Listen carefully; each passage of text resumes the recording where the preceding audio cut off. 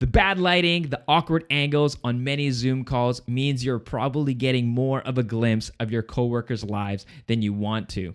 In this video, I'm going to show you how to improve your background on Zoom meetings. Hi YouTube, my name is Ryan and this is the Elevate Project, and I've seen a lot of different Zoom backgrounds over the past year. And the truth is, there seems to be not a lot of thought given into those backgrounds. And the reality is that your background is a reflection of yourself. Depending on the meeting, presentation, and who is presenting, you want to ensure you are giving off the right message. When we go into the office, we spend the time and effort to get ready with the right attire, the right accessories, to give our best reflection of who we are and what we want people to see. Take that same mindset heading into a Zoom meeting. Start spending time and effort to set up your stage, your office background. Focus on what you want your colleagues to see through the camera, ensuring you are reflecting what you want people to see. Set up your background with intention. First, let's take a look at a typical room in your home that you might be using in a situation like this where you have a window which will give you great natural light. The best position for your desk and computer is in front of this window. The problem here is the doorway and closet in your background. As much as possible, try to avoid having your doorway in your frame in case you have an unexpected family member waltzing right in and has no time to stop and turn back without notice. In most cases, you will want to set up your desk with a wall behind you, having a plain wall as your backdrop. At the very least, depending on the meeting or presentation and the room you're working in, changing positions so you have a plain background will keep you neutral and minimalistic and less distraction in your background. Next, if you can't take advantage of the natural light from a window like me, you may want to make an effort on lighting. Having a lamp or key light, and which a key light is simply your main light or brightest light shining towards you on a 45-degree angle.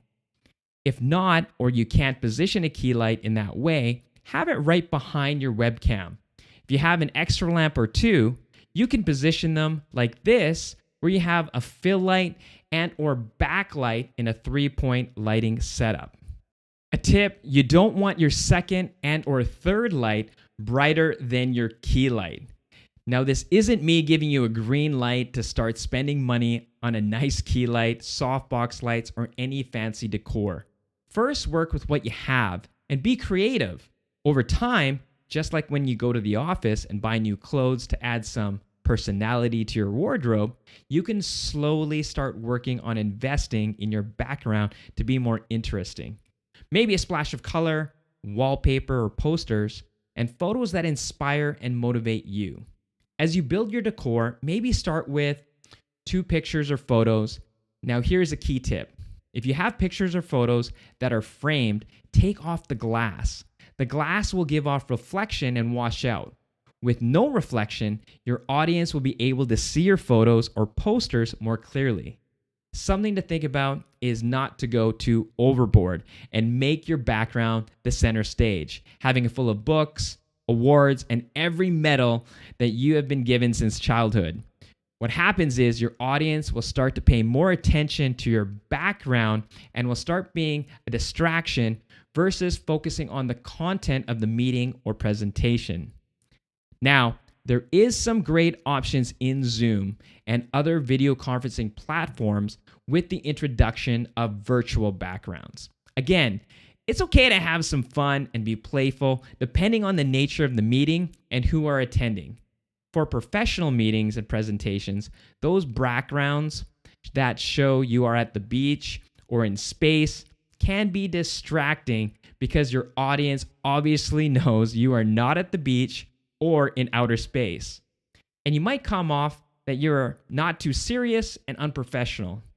Now, I am a fan of a blurred background from time to time, and even backgrounds where I question, is that real or is that a virtual background picture?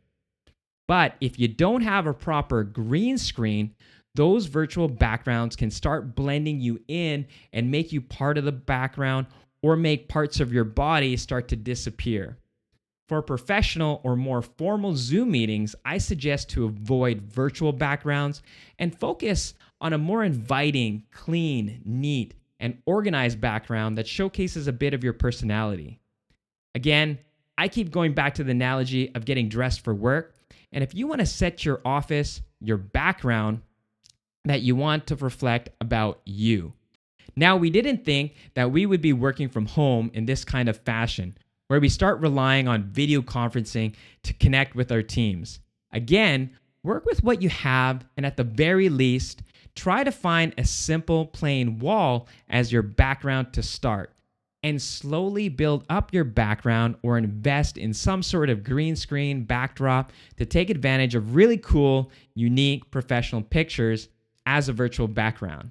So there you have it. There is some cool things to think about to improve your Zoom backgrounds for your next Zoom meeting. This is the Elevate Project, and if you find value in this video, like this video, comment below, and if you enjoy content like this one, hit that subscribe button. Thank you again for watching, and I will catch you in the next one.